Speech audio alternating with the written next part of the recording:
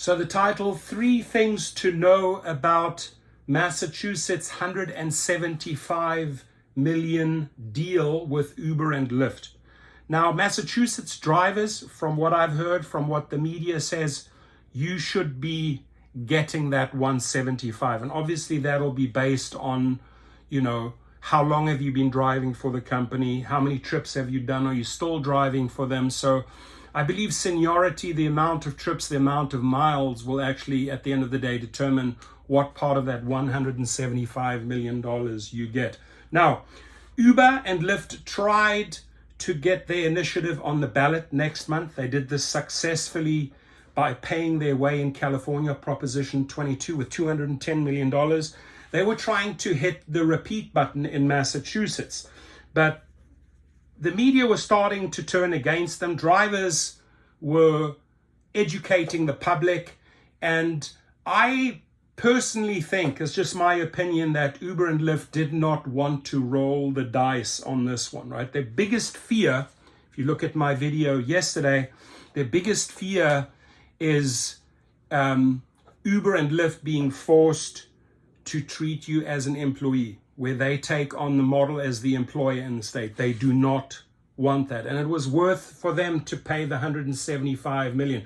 But I learned several things from this. Me personally, I don't know what you've learned from this, but when you're talking about $32.50 that they agreed to pay per hour, obviously that's not just hour you're sitting in the car and driving, that's active hours, right? So you're only getting paid for the active hours. But many of those benefits that employees get, Uber's off the hook for a lot of money going forward. Now, there are certain things that the drivers negotiated effectively. There were a couple of benefits as far as health pay, sick leave, overtime, etc., built into this settlement. Another big one was the wrongful deactivations, right? That you actually get heard, that they actually have to give you the reason. Uber and Lyft don't like to give you the reason for your deactivation. They say, well, committed fraud, and then don't go into detail. So here what I'd say is that 3 things to know, but also 3 things that you can really take away and learn from this situation, from this outcome going forward. How do we duplicate this in other states? Like a lady was asking, we got to do this in Arizona. We got to do this in Arizona. That's great, right? But you have to rally. You have to organize. You have to protest. You have to be able to get the attention of the legislators. You actually have to file the paperwork. So depending what attorneys you work with, depending what politicians you want to align yourself with, yes, you can get to that goal, but it takes years. This is not just a quick, this happened, we settled 175, and here you go, $32. No, they had to fight tooth and nail. It's almost the weekend. What better time to check out our new day trips in Massachusetts guide, from Cape Cod to Central Mass to the Berkshires. The list includes curated recommendations for all types of day trippers, blah, blah, blah. Keep an eye out for more day trip guides to the New England states. I don't know. So, settlement stunner. Uber and Lyft will pay Massachusetts a combined $175 million to settle years-long legal fight, pledging to raise driver wages and shaking up this fall's slate of ballot questions. And by the way, when we looked at Minnesota, and they didn't even want to pay the $15 minimum. They did not want to pay that. But here they're actually paying $32. So you can actually see how much profit these companies are actually making, right? Here they settle for $32.50 and they're still making money. If they weren't making money, they wouldn't have cut this deal, they would have left.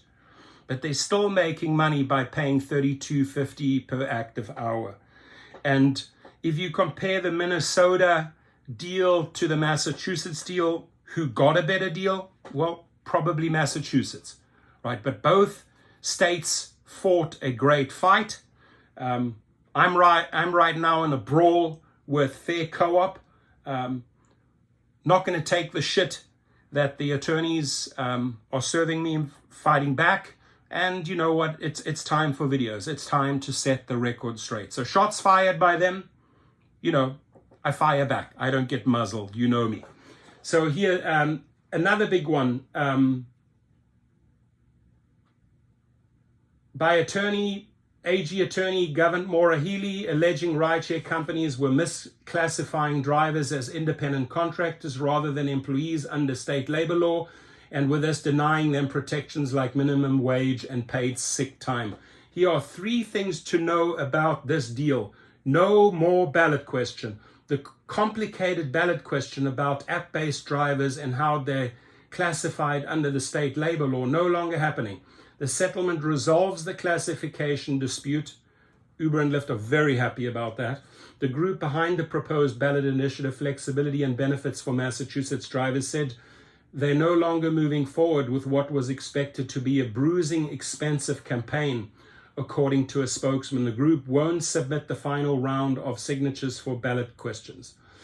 A new minimum wage beginning on August the 15th. There you have a date, August the 15th. Uber and Lyft drivers in Massachusetts will earn a minimum wage of $32.50 per hour. I think the Minnesota deal kicks into effect in December 2024. So these guys will be getting more money at an earlier date. The rate comes with a big asterisk. It only applies to the time spent on the way to pick up and during a ride. So active time, right? So time spent waiting for a ride request does not count. All those idle hours, etc., do not count. As part of the deal, Uber and Lyft also agreed to give certain drivers stipends for health insurance, paid sick time, and accidents. That, my friends, is way more than other states have. How do you get there? Sorry, but you got to fight, right? I think a couple of channels like Sergio has definitely shown you a great path. This channel has shown you a path forward, and it really starts with protesting and getting the people's attention, getting the politicians' attention, getting the legislators' attention, and getting the attorneys.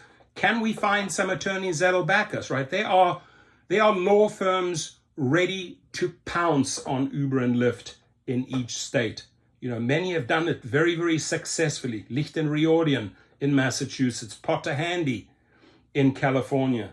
So you show them the way, they will represent you. Of course, attorneys take a big cut. They take a big cut, but they do a lot of work. What happens to that $175 million? Most of it will go to current and former rideshare drivers to make up for being underpaid.